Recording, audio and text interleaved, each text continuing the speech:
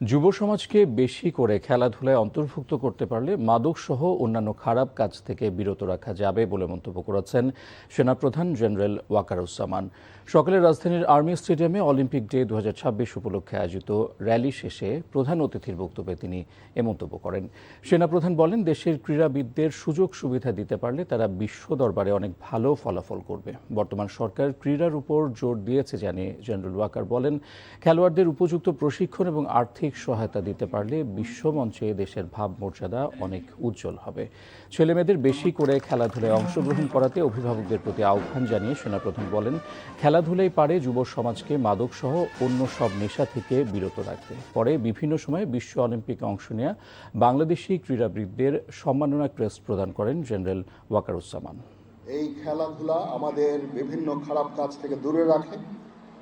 আমাদের দেশে এখন যে সমস্ত কিছু খারাপ জিনিস ঢুকে গেছে, ড্রাগ থেকে শুরু করে, যেটা আমাদের যুব সমাজকে ধ্বংস করে দিচ্ছে, আমি বিশ্বাস করি আমরা যদি ক্রীড়াঙ্গনে ক্রীড়াতে বেশি বেশি নিজেদেরকে নিয়োজিত রাখতে পারি, নিজেদেরকে ইনভলভ করতে পারি, তাহলে এগুলো থেকে ইনশাআল্লাহ আমরা মুক্ত হতে পারব।